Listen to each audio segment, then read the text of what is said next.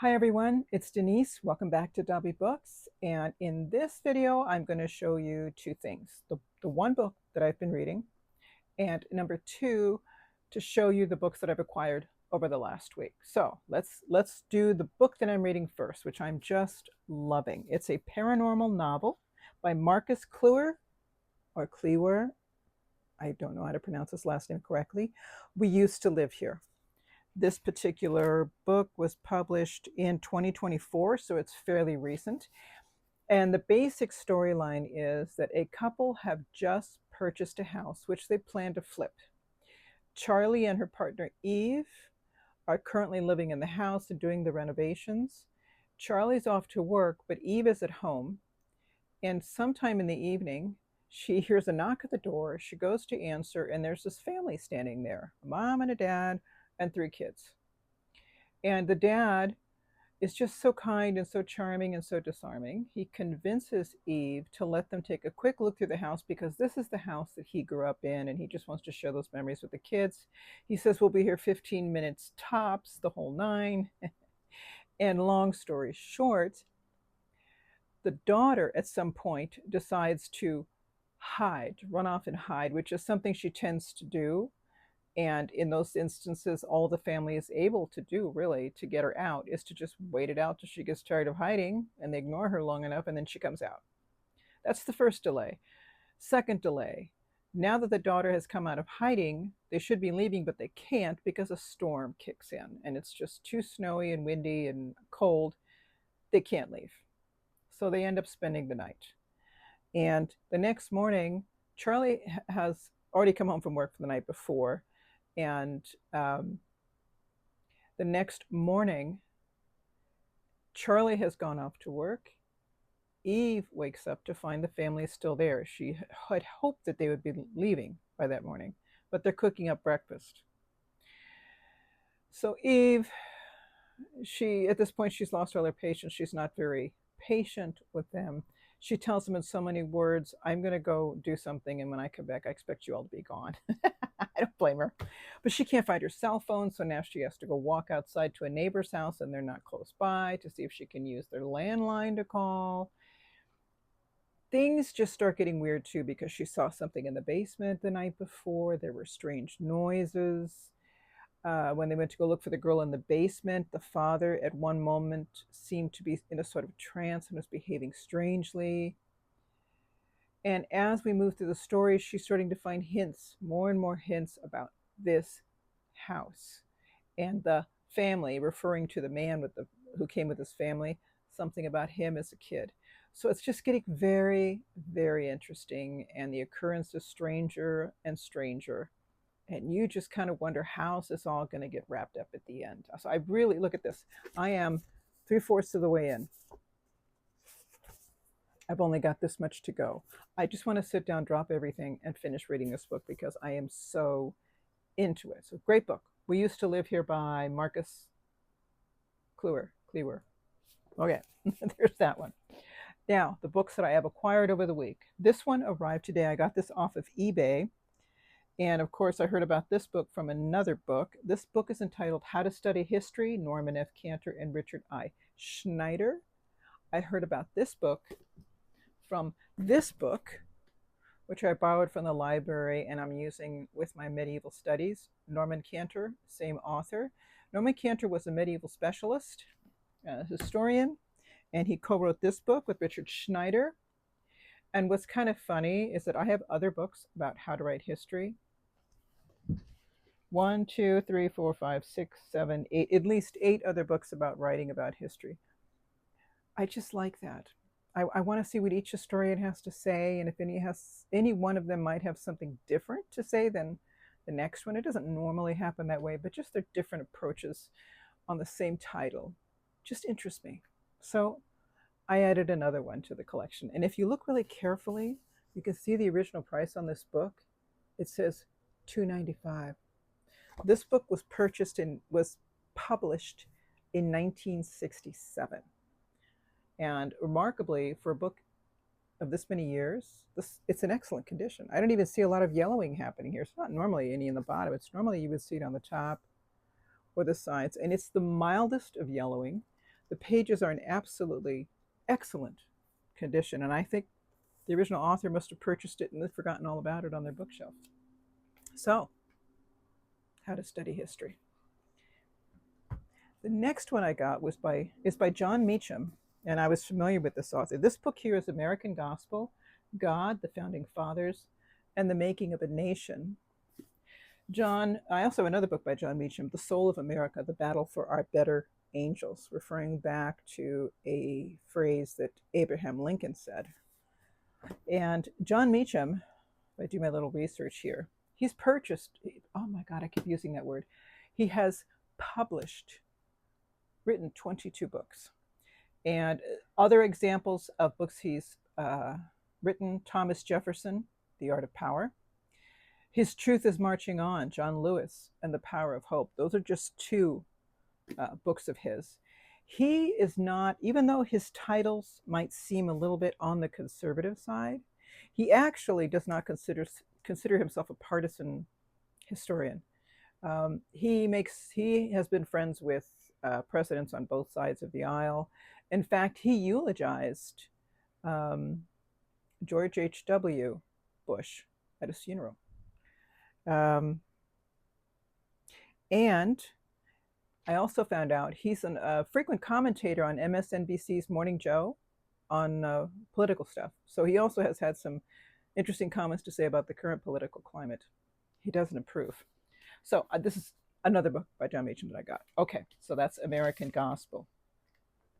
And then another book I've gotten by Andrew Bacevich, or Bacevich, depending on how you entitle it. He is listed as the editor. American Conservatism, Reclaiming an Intellectual Tradition, a Century of Writings from Henry Adams to the Present. I thought this would be fascinating. This book was published by the Library of America. And it includes names in here, writings by Glenn Laurie, Patrick Deenan, let me see, Wendell Berry, Henry Adams, John Flynn, let's see, Theodore Roosevelt, Ronald Reagan. I'm trying to think, some big names I'm trying to find here. Oh, Richard John Newhouse, I know that name. Robert Taft, Antonin Scalia, gosh. John Crow Ransom, Robert Nisbet, lots of names. A whole bunch of names are listed here. There's collections of writings from these individuals. So there's that. American Conservatism, Reclaiming an Intellectual Tradition by Andrew J. Bacevich, editor. And I have another book. Here it is. Now this book I have, it comes in graphic novel format, but I'm sure all of you may have seen its original title, Stamped from the Beginning. This is by Ibram X. Kendi, and he is a professor of African American history. He is currently at Howard University. I know he's written 17 books. One of them, for example, is How to Be an Anti-Racist, and his most recent one is entitled Malcolm Lives, and it's a biography of Malcolm X for young readers. I got to find that one. That one looks good. And I love how this is in graphic novel format. And when I was at the checkout counter, I believe the girl at the counter told me that this title not only comes in its original version, but there's actually another one for young readers. So I'm going to see if I can find that one as well, and that way I have my complete set. And I think all of the illustrations in this one are in black and white. So it's examples of it. So I think this is really cool. Graphic History of Racist Ideas in America, adapted and illustrated by Joel Christian Gill. Cool book. All right, now the last one I got was yesterday.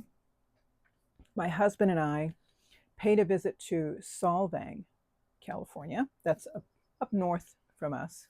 And Solvang is a Danish village. All the architecture in this village is Danish. It was a city or a town founded in 1911 by Danish American educators who wanted to preserve their culture and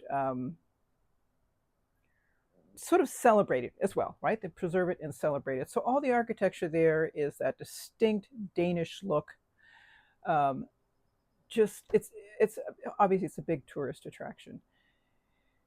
Just endless.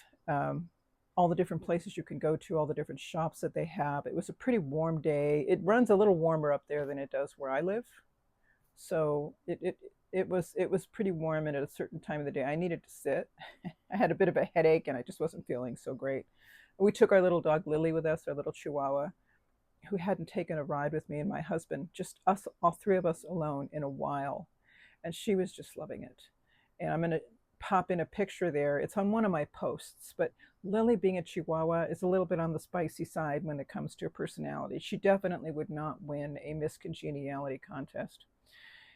Whenever there are dogs up ahead, we either have to cross the street, do something to sort of give them a wide berth, because she barks and she snarls and she just gets all bent out of shape and whatever. And my husband, what he'll do now is he carries her in a certain way so she can't ever see the dogs, and we end up walking past the other dogs peacefully. And the older she's gotten, she's now 13, the older she's gotten, the more compliant she's become with these innovative ways that we've been devising to prevent the altercations in the first place. So I'll show you that.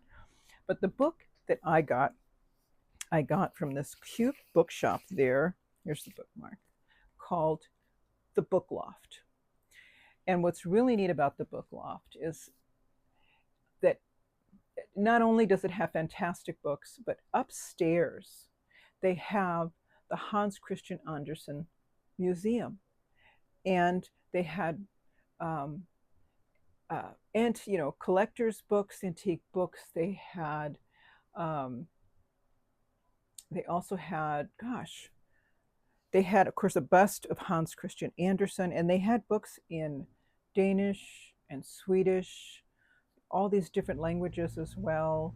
It was such a neat little bookstore. And I found this book that I'm going to show you, and the funniest bag. Okay, so here's the book I got. It's entitled Making History, The Storytellers Who Shaped the Past. And this is by author Richard Cohen. And I wondered if he'd written other items. I was pretty sure he did.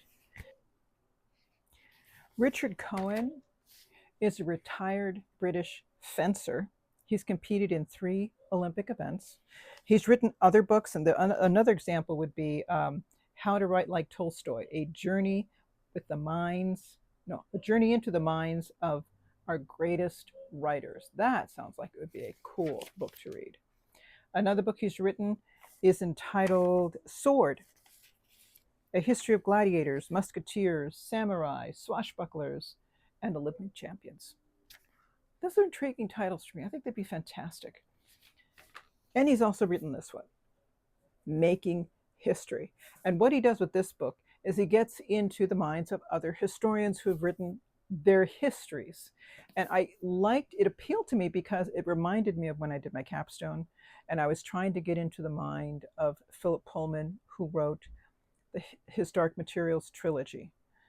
And I wanted to see what Philip Pullman's upbringing was like and what was going on in Britain, where he grew up, that influenced him in his growing up years, to kind of help give some insight as to why he wrote his Dark Materials with the themes that he placed in it. And it's the same thing with Making History. And some of the authors that Richard Cohen covers are, let me go through my little list here, Herodotus and Thucydides. Another one here is called Closing Down the Past, The Muslim View of History. The Medieval Chroniclers, Niccolo Machiavelli. He also talks about Shakespeare. He goes into Macaulay and Van Rank. He also visits historians of the Civil War. He talks about Ulysses S. Grant and Julius Caesar, Churchill, Mary Beard and John Keegan, military history. And he ends it with Henry Louis Gates Jr. I love Henry Louis Gates Jr. Just fantastic. I just couldn't resist. I had to bring this book home.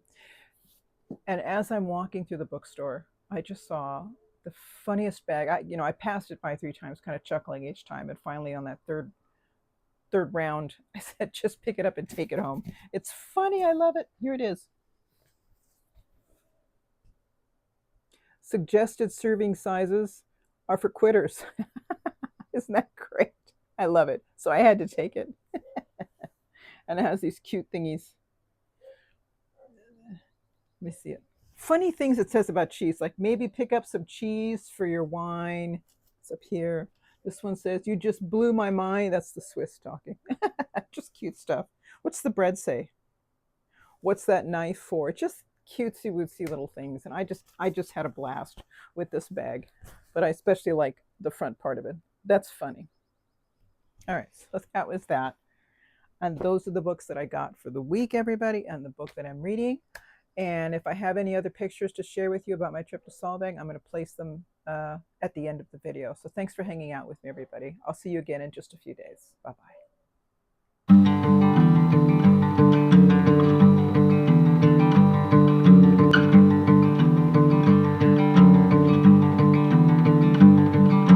Run like a race for family when you hear like you're alone. The rusty gears of morning